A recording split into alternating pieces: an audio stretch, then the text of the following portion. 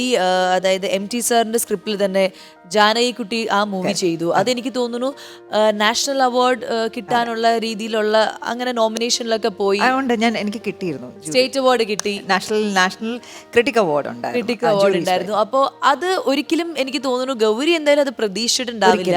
And ആ cinema എന്ന് പറഞ്ഞാൽ സ്വന്തമായിട്ട് ചൂസ് ചെയ്തതായിരുന്നു. അല്ല, ഒരിക്കലും അല്ല. ജാനകിക്കുട്ടിയൊക്കെ എൻ്റെ ഭാഗ്യം എന്ന് പറയുന്ന പോലെ സംഭവിച്ചതാണ്.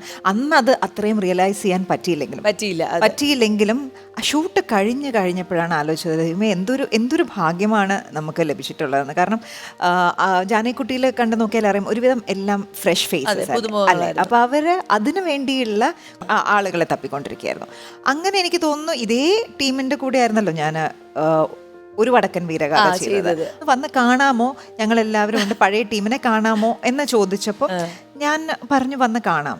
കണ്ടു കഴിഞ്ഞപ്പോഴാണ് ചോദിച്ചത് അഭിനയം. ഞാൻ പറഞ്ഞു ഇല്ല, എനിക്ക് അങ്ങനെ ഒരു ഇതേലും നിങ്ങളെ കാണാൻ വേണ്ടി വന്നതല്ലേ. ഇല്ല നമുക്കൊന്ന് ചെയ്തേക്കാം എന്ന് പറഞ്ഞു. അങ്ങനെ സംഭവിച്ചു. അപ്പൊ അവാർഡ് കിട്ടിയ സമയത്തുള്ളൊരു ഫീൽ എന്തായിരുന്നു? നാഷണൽ അവാർഡാണ്. അതെ, അത് ഞാൻ പഞ്ചാബി ഹൗസിന്റെ ഷൂട്ടിന്റെ സെറ്റിലായിരുന്നു.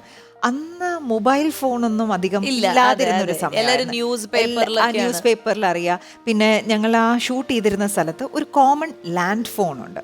അപ്പം ആർക്കെങ്കിലും അത്യാവശ്യത്തിന് വിളിക്കണമെങ്കിലൊക്കെ ആ ലാൻഡ് ഫോണിലാണ് എല്ലാവരും വിളിക്കുക. അപ്പം ഞങ്ങൾ അതുപോലെ പഞ്ചാബി ഹൗസിന്റെ, ഇഫ് യു റിമെമ്പർ, ആ ഒരു പഞ്ചാബി ഹൗസിൻ്റെ അകത്തായിരുന്നു അന്ന് ഷൂട്ട്. അന്ന് എല്ലാ ആർട്ടിസ്റ്റുകളും ഉള്ള ഒരു സമയത്തായിരുന്നു, ദിലീപ് ക്ലൈമാക്സ് എടുക്കുന്ന സമയത്ത്. അപ്പം അത് കഴിഞ്ഞിട്ട് I think 10 days കഴിയുമ്പോൾ ഞാൻ മയിൽപീലിക്കാവ് ജോയിൻ ചെയ്യുന്ന ആ ഒരു ഇതിൽ. അപ്പം ഷൂട്ട് നടന്നുകൊണ്ടിരുന്ന സമയത്ത് ഫോൺ വരും. അപ്പം ഫോൺ വരിക എന്നൊക്കെ പറയുമ്പോൾ എന്തെങ്കിലും അത്യാവശ്യത്തിനൊക്കെ ഫോൺ വരുള്ളൂ. സോ ഷൂട്ട് സഡൻലി നിർത്തിയിട്ട് ഫോൺ വന്നപ്പോൾ പറഞ്ഞു എനിക്കുള്ള ഫോണാണ്. അപ്പം ഞാൻ എനിക്ക് അത് ഓക്കെ, ഡയറക്ടറെ വിളിക്കുന്നു അല്ലെങ്കിൽ അവിടുത്തെ ദിലീപേട്ടൻ അങ്ങനത്തെയുള്ള ആർട്ടിസ്റ്റുകളെ വിളിക്കുന്ന മനസ്സിലായി. എനിക്കുള്ള ഫോണാണെന്ന് പറഞ്ഞപ്പോൾ ഒരു ടെൻഷനായി. അപ്പോൾ ദിലീപേട്ടൻ പറഞ്ഞു മിക്കവാറും നിന്നെ കോളേജിൽ നിന്ന് പുറത്താക്കിയതെന്ന് വിളിച്ചു. കാരണം ഇത്രയും കാലമായിട്ട് കോളേജിൽ കയറിയിട്ടില്ലല്ലോ. യൂണിവേഴ്സിറ്റിയിൽ നിന്ന് നിന്നെ പുറത്താക്കിയതിനുള്ള വിവരം അവർ ഫോൺ വിളിച്ച് പറഞ്ഞു, അങ്ങോട്ട് വരിക വേണ്ട എന്ന് വിളിച്ച് പറയാനായിരിക്കും, പോയി അറ്റൻഡ് ചെയ്യാൻ പറഞ്ഞു. അപ്പം ഞാൻ പോയി അറ്റൻഡ് ചെയ്തപ്പം എൻ്റെ മയിൽപീലിക്കാവിൻ്റെ പ്രൊഡ്യൂസറായിരുന്നു ദിനേശ് പണിക്കർ. ഇതൊരു ഒരു 11 മണി ആ ഒരു സമയത്ത് വിളിച്ചിട്ട് പറഞ്ഞു കൺഗ്രാജുലേഷൻസ്. ഞാൻ പറഞ്ഞു കൺഗ്രാജുലേഷൻസ് എന്തിന്, അറിഞ്ഞില്ലേ? ഞാൻ പറഞ്ഞു അറിഞ്ഞില്ല, ചുമ്മാ. ഞാൻ പറഞ്ഞു അല്ല എന്താന്ന് അറിഞ്ഞില്ല, നിങ്ങൾക്ക് നാഷണൽ അവാർഡുണ്ട്. ഞാൻ ചോദിച്ചു എന്തോ നാഷണൽ അവാർഡുണ്ട്? ഞാൻ ചോദിച്ചു എന്തിനാ നാഷണൽ അവാർഡ്? ജൂറി മെൻഷൻ അവാർഡുണ്ട് എന്ന് സ്വന്തം ജാനകിക്കുട്ടിയിൽ. അത് ഞാൻ ഫോൺ വെച്ച്, അന്നും ഈ അവാർഡിന്റെ വലിപ്പം എനിക്കറിയില്ല. നമ്മൾ വന്ന് തുടങ്ങിയതല്ലേ ഉള്ളൂ. ഇതിനു മുമ്പ് നാഷണൽ അവാർഡ് കണ്ട് ആക്ടർ മമ്മൂട്ടി, മോഹൻലാൽ ഇവർക്കെല്ലാം കിട്ടിയിട്ടുണ്ട് എന്നറിയുന്നതല്ലാതെ അത് അത്രയും എനിക്ക് അതിനെക്കുറിച്ചുള്ള ഒരു അറിവുണ്ടായിരുന്നു. നമ്മൾ സിനിമയിലൊന്നും ആയിരുന്നില്ലല്ലോ.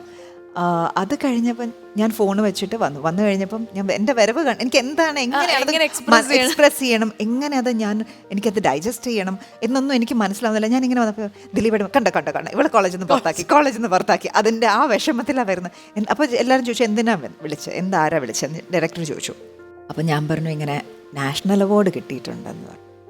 അങ്ങനെ പറഞ്ഞു. പിന്നെ അവിടെ ഒരു ബഹളമായി, ആളുകളായി. അത് തന്നെ അപ്പോഴാണ് നമുക്ക് സ്ലോലി ആയിട്ട് ഓക്കെ അവാർഡ് കിട്ടി എന്നുള്ള ആ ഒരു ഫീല് വന്നത്. പക്ഷേ ഇറ്റ് വാസ് നൈസ്. ഇത് ഇപ്പോഴൊക്കെ ആലോചിക്കുമ്പോൾ ഒരു ഫെയറി ടെയിൽ ഫീലിംഗ് ആണ്. അന്നത്തെ സംഭവങ്ങളൊന്ന് അന്നൊക്കെ ഇങ്ങനെയൊക്കെ നടന്നല്ലോ എന്നാലോചിക്കുമ്പോൾ once in a lifetime സംഭവിക്കുന്ന കാര്യങ്ങളാണ്.